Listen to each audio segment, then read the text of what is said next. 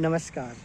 निराला construction में आप सभी का बहुत बहुत स्वागत है और मैं हूं आपका दोस्त इंजीनियर प्रभात कुमार सिंह। दोस्तों, आज की इस वीडियो में हम लोग बात करने वाले हैं प्रधानमंत्री आवास योजना के बारे में। तो ये जो घर देख पा रहे हैं आखिर किस तरीके से बनाया जा रहा है, कॉलम और बीम का साइज़ क्या है तथा प्रधानमंत्री आवास योजना का लाभ कैसे आप ले सकते हैं, कितना आपको रुपया मिलता है, इसके बारे में भी जानकारी आज देने वाला हूँ। तो सबसे पहले जानते हैं कि आखिर इस घर का जो निर्माण किया जा रहा है उसको कितना साइज़ में बनाया जा रहा है। तो देखिए, हर स्टेट का अपना अपना रूल होता है कि कितना स्क्वायर फीट में आपको बनाना है। हालांकि ज़्यादातर जो स्टेट होता है उनका ये रूल रहता है कि कम से कम आपको 9 कॉलम का इस्तेमाल करना है अगर आप शहरी एरिया में रहते हैं। तो 3 कॉलम आपको साइड की तरफ, 3 कॉलम आपको दूसरी साइड की तरफ, बीच में आपको 3 कॉलम देखने को मिल रहा है। मतलब टोटल 9 कॉलम के साथ में बनाया जा रहा है। प्रत्येक जो कॉलम है उसका साइज़ 9 इंची बाई 9 इंची का यहाँ पे रखा गया है। इसके साथ साथ ये जो प्लिंथ बीम आप देख पा रहे हैं इसका साइज़ भी 9 इंची बाई 9 इंची का ही रखा गया है। 7 फीट की ऊंचाई पे लिंटल बीम, यहाँ पे भी 4 सरे का इस्तेमाल किया जा रहा है 8 mm का, तथा 12 mm का सरे का इस्तेमाल किया गया है प्लिंथ बीम में। इसके साथ कॉलम में भी 4 सरे का इस्तेमाल किया गया है यहाँ पे 12 mm का। प्लिंथ हाइट का बात कर ले तो लगभग 2 से 2.5 फीट के आसपास तक में यहाँ पे रखा गया है, जो कि कंस्ट्रक्शन कॉस्ट को लेकर को भी बहुत बार सोचना पड़ता है, जो कि प्रधानमंत्री आवास योजना वही लोग लेते हैं जिनका बजट कम होता है। तो अगर हाइट आप ज़्यादा करते हैं, ज़्यादा ऊंचाई करते हैं तो आपका ज़्यादा पैसा खर्चा हो सकता है। तो इसको लेकर इस तरीके से काम यहाँ पे किया जा रहा है। ये जो आप देख पा रहे हैं विंडो का, इसका काम यहाँ पे बिल्कुल सिंपल वे में ही रखा गया है। इसके साथ साथ बात कर ले साइज़ का, तो इस घर को लगभग 30 फीट बाई 30 फीट मतलब 900 स्क्वायर फीट में बनाया जा रहा है।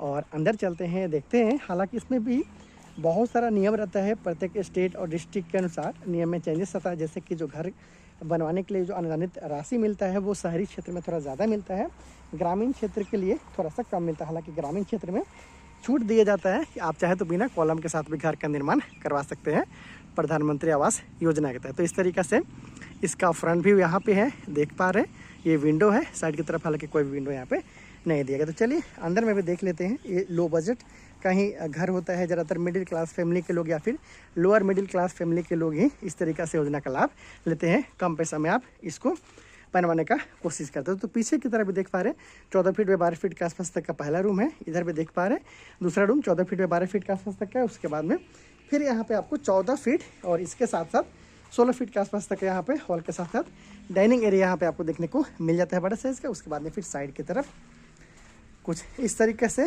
9 बाई 14 के आसपास तक का देखेंगे तो यहाँ पे आपको देखने को मिल जाता है किचन।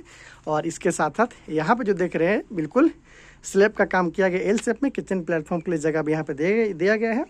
किचन से संबंधित जो एक्स्ट्रा सामान होगा उसको रखने के लिए यहाँ पे एक स्लैब का कास्टिंग भी किया जा रहा है। तो इस तरीके से एक लो कॉस्ट वाला बनता हुआ घर है। 2 bedroom, hall, dining area, kitchen के साथ में बनता हुआ घर है। बाहरी दीवार 10 इंची, अंदर का दीवार है वो 5 इंची के साथ में रखा गया। तो इस तरीके से ये एक मिडिल क्लास फैमिली के द्वारा बनाया जा रहा घर है।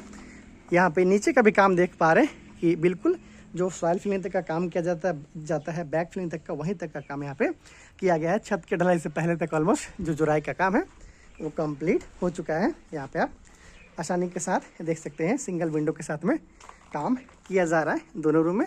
और स्लैब कास्टिंग यहाँ पे किया गया है छज्जा के रूप में।